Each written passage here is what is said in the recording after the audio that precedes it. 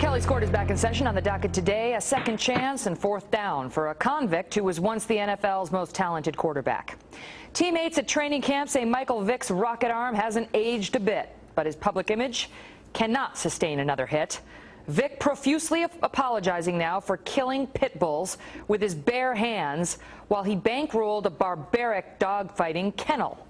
The apology comes after Vick has been released after almost 2 years in prison, and after Vick inked a $1.6 million contract with the Philadelphia Eagles.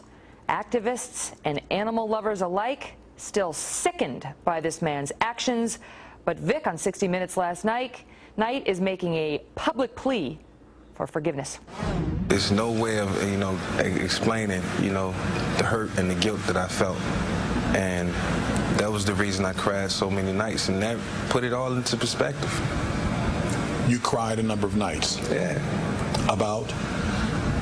What I did, being away from my family, letting so many people down, letting myself down, not being out on the football field, being in a prison bed, in a prison bunk, writing letters home.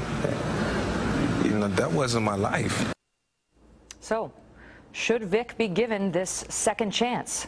Let's ask our panel. Fox News legal analyst Mercedes Colwin and defense attorney David Wohl. Good morning, panel. Good morning, Megan. Good morning, Megan. So there he is, having served his time, and now the Philadelphia Eagles, which was one of more than 24 teams that said we will never take him, no way are we taking him, has reversed course and offered him what the head coach is calling a second chance. Mercedes, was the coach right to do it? Oh, absolutely, Meg. I mean, he's definitely paid a huge price for that colossal mistake. $135 million contract out the window with the Falcons. He lost his endorsements with Nike. He spent 2 years in jail. He's still on probation. Enough is enough. I mean, I think that there's a call to justice here. He served it already. He served his time. He's certainly done more than a lot of other players, a lot of these NFL baddies.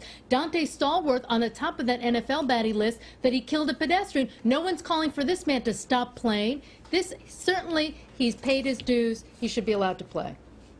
Before I go to David, Mercedes, mistake? Is that how you're characterizing what he did? A mistake? Megan, he said it himself. I fell into this culture. I couldn't pull myself out of it. Mea culpa. It's me to blame. I mean, he started to raise these issues, even about race. Okay. That's the culture that he was While growing. I attempt to control my gag reflex, David, why don't you take it? Yeah, Megan, I got to say, that was the one word that got me too. Megan, locking your keys in your car is a mistake.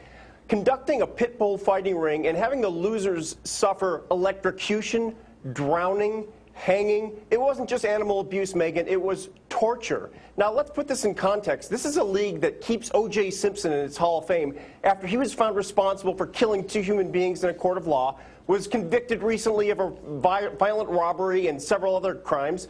Also, Megan, there's 21% of the players in this league that have been arrested, many of them for violent felonies. So the league as a whole has suffered tremendous damage to its integrity and its reputation. And now the Philadelphia Eagles have too as well, Megan. I mean, look, he's going to be the dog-fighting ambassador. Wow, what redemption. That's fantastic. What message is sent? He committed these heinous crimes. He's released after serving a relatively short prison stint, 18 months. 2 years, David. But Mercedes, just pick up on it. Mercedes, I understand mistake. You make a stupid mistake, you get drunk in a bar, and you have a bar fight, and it winds up really hurting somebody. Okay, that's a mistake.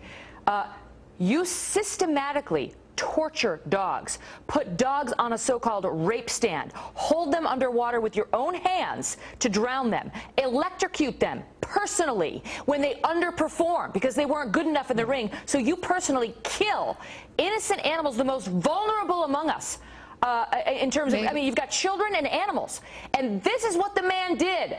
Megan, but he's paid Mercedes, his how on earth do you call that a mistake? And how do you condone giving anybody who shows that side of his character a second chance? Oh, but Megan, he does acknowledge it was a mistake. He's not saying bully for me because I tortured all these dogs. It's a what he's saying is character defect. But it is. He said it's part of my culture. Mea culpa. I'm Who sorry. cares if it's part of but his you culture? know what? he's acknowledging that what he did was wrong. And the fact that he's acknowledging it, good for him. He's not out there saying, hey, out there, go kill some dogs because be like me and make my mistake. He's saying that it was a mistake in retrospect. What they've done, what they've done is wrong when they want to get back into the NFL and get $1 million contract. Yeah, isn't it exactly. not, David?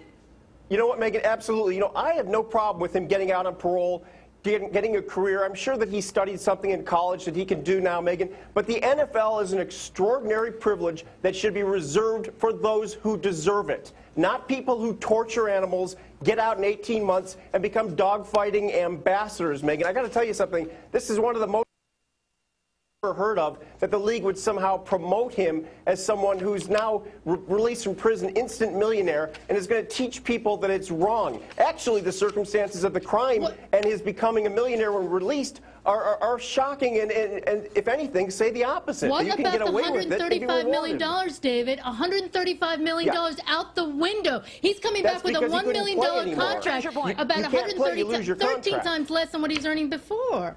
It's a huge loss. Respond to that, David. Yeah, it's a huge loss caused by him.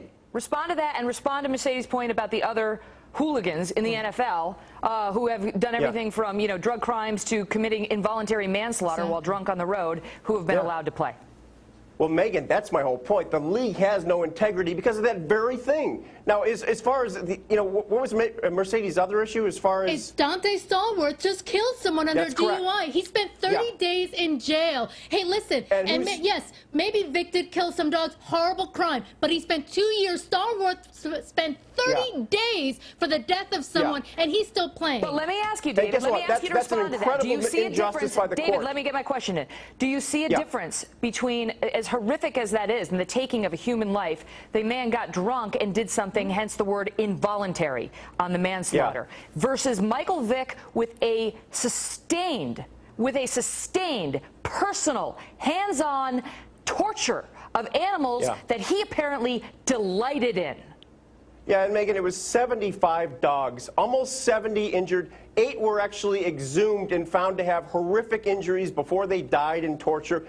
This is a crime involving such moral turpitude that, Megan, I just don't get it. What message is sent by the NFL to allow him to come back into the league? Is it too much to ask that once you're an NFL player, the league's policy is you commit a felony of moral turpitude, you're done. Yeah. What are you saying, no though, David? Are you saying that this man's, it's over with? That he should be tarred and feathered and de-skinned and let him die, rot somewhere? I think he should work in a different profession that doesn't involve making him an instant millionaire and a role model to little kids. So you're saying that no one can do that. A lot of people question whether these sports folks are still role models to little children. Like it or not, for many children, they truly are.